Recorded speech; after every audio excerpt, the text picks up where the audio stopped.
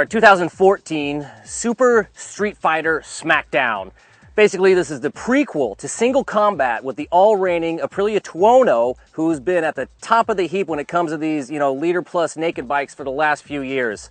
So for this year, we've got some new members of the group, and Kevin, maybe you could tell us a little bit about them. Yeah, we got some new bikes, of course, and on either end, we got some returning contributors.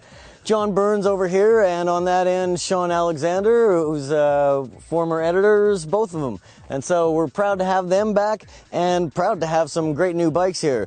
Monster 1200S from Ducati. It's not the Street Fighter, they don't make a big one anymore. It's Super Duke, I gotta like that one, because, well, it's the name, right? And the BMW S1000R, which is based on the old all-conquering S1000RR from BMW. That's got dynamic damping control, semi-active suspension. On Sean's end over there, Z1000 upgraded for this year. It's always been a fun, relatively affordable Street Fighter, and now it's been upgraded. MV Agusta 1090RR, that's like we tested last year. For 2014, it comes with ABS, and it'd be the priciest one of the group at $19,000, but it's still, well, it's the best looking bike of the bunch. We've had them here at Chuckwalla Valley Raceway riding these street bikes at a racetrack, and we're passing some guys on the full-on sport bikes because that's how much potential is in here. So yeah, what we found, I think, initially, which, kind of cuts it a little black and white between the 5 bikes, is we have 2 bikes here that make really good naked street bikes, and then we have 3 bikes here that, I mean, you could put a full fairing on them and take, clip-ons, and you would have, replica races. And those 3 bikes would be the KTM, the BMW, and the MV. The 2 more streetable bikes, of course, being the Ducati and the Kawasaki. So we're going to follow this up with a street test. Now, that's not to say that, those guys are already proclaimed winners of that part of it, but, they do have a little bit more leaning that way. How do you think, Evans, as far as riding these bikes today, is, from the Cowie and the Ducati compared to these other 3? Well, when I was looking at the specs and just standing over in our staging area before we got on the bikes, I was thinking, wow, these other bikes just don't have the same ground clearance. There's no way they can be as much fun out on the track. And I was wrong. I mean, yeah, they are limited by their ground clearance, but they have other abilities that make them a hoot. Both of these bikes have amazing engines. I mean, the Ducati, you exit the corner in the mid-range power and it just goes. I mean, I was laughing inside my helmet when Burns was riding in front of me, leaving a big fat darkie out of the corner. And this bike, it just amazed me, its engine. I had no idea that it had the poop that it does to get it down the track. And thankfully, it's got really great brakes, too.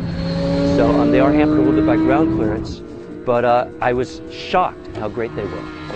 And I think also some really big differences that are key into how these bikes maybe go so much faster than some of the other ones are going to be technology. Yeah, the KTM, it's got the biggest motor of the bunch, so it puts out power. And it's got a good traction control system because we melted this back tire out here on the track today, and we really needed it. And the BMW, too, technology, the only one here with a semi-active suspension, dynamic damping control. It comes on the premium package equipped S1000. The options list is kind of complicated. But yeah, it was fantastic. For the heavier guys, we put it on hard, and that was the end of the setup. And then I got on it, and I'm like, no, this is too hard. Press the button, put it on normal, and it was perfect for my weight. It's really fantastic how you're not doing a screwdriver down on your knees again. So, Sean, what are your insights on these 5 motorcycles? The interesting thing is that the ground clearance and the foot positioning on the Ducati and the ground clearance on the Kawasaki, they really limit your lap times out here. And we weren't going for outright lap times today, but just trying to keep up with the other 3 bikes. It was constant either toe scraping, or you just couldn't move your foot on the Ducati, or pipe and side stand scraping on the Kawasaki because it's just the ground clearance. And the interesting thing about that is both bikes clearly had a lot more to deliver. I think the shocking thing is you got 3 super bikes here without fairings, and you got 2 street bikes, but when it came time for the straightaways, no bike really could pull any other bike because the mid-range power of the Ducati and the Kawasaki and their tractability off the corner meant you had to jump on the faster bikes. So at the end of the straightaway, they start to pull a little bit, but you're right there in the braking zone anyway. Well, you're talking about ground clearance with the Cowie and the Ducati. The crazy thing is, as say 2 of the taller people, or 3 here, There is more room and leg room to be comfortable on this KTM, but yet it still has tons of cornering clearance. You know, after this whole day of riding, jump on, take home in comfort, you know, you'd be fine. Yeah, we've got to say, I mean, this BMW engine, the detuned a little bit more torque than the S1000RR fully fared bike. Oh my God. You know, this thing has, we were talking about space on the KTM, the space on this thing, it's got huge fore and aft room. Coming out onto the back straight, every time I'd hit it, like, you know, just suck my butt back because there was just so much room. You know, I was a little bit more held in on the KTM, but my God, this thing's just a rocket. And that's one of the cool things. People, when they first got announced, it's like, oh, detuned, and it's like, oh, it's gonna, you know, suck somehow. And here we are at a racetrack, and it doesn't feel slow at all. Ouch. So that's an impressive machine because it just pulls like crazy, and yet you're in relative comfort. I would ride that home right now. Well, actually, John, you rode out today, and you are riding back tonight. What's your bike of choice for going home on? I was pretty amazed at all 5 of the bikes out here today, really. But I think when it's time to go home tonight in a couple hours, I think I'm going to want to get on the KTM. It's like the KTM didn't just go around the track better than the other ones for me, but I think it's going to be a little bit more comfortable too, because it feels like it's got a little more travel at both ends, and it was never really mushy, but I think it'll be a little bit more comfortable. The handle, the grips are a little bit higher. The seat feels a little cushier. It's got heated grips too. So with these bikes being designed for the street, really, we recognize that not a lot of you are probably going to take them to the track. But if you were to, this $19,000 MV Agusta, it's, other than its looks, it's not all that different from the Kawasaki Z1000, which is $12,000. You put a set of rear sets and a pipe on that thing, I bet you could go pretty much the same pace you could on this brilliant looking MV.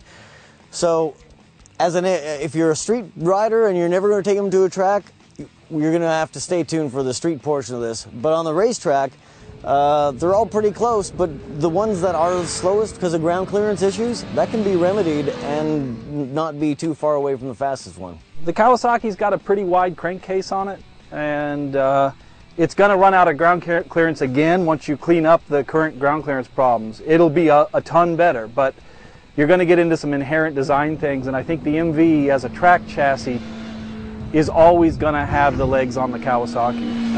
On the street, Kawasaki's a lot less expensive, a lot more comfortable, and boy, does it have a motor.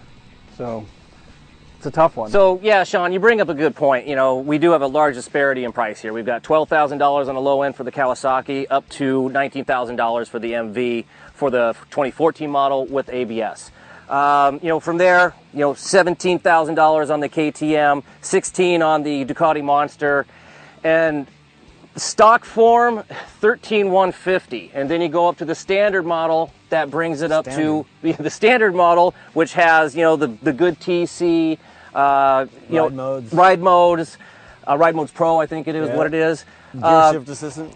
And then if you want to go up to dynamic suspension and heated grips, $15,000. So at $15,000 for this BMW, it's $1,000 less than the Ducati, $2,000 less than this, and $4,000 less than the MV. So the thing is this bike is the least expensive, and this is not the street portion. It definitely is not a competitor with that MV on the racetrack today. If you're looking for a new motorcycle and don't have $15,000 to spend, this isn't a bad idea.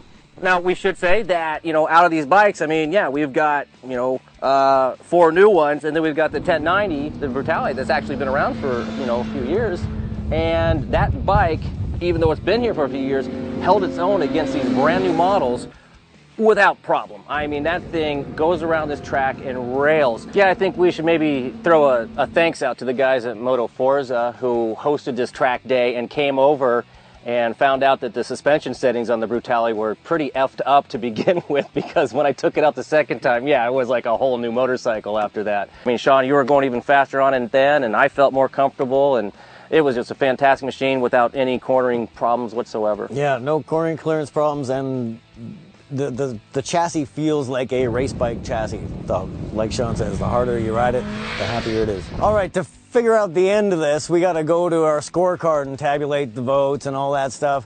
But If we had to do another track day right now, guys, which bike would you choose? One more track day. How the hell was it? Ah! It's mine. Hello. It's mine. Hey,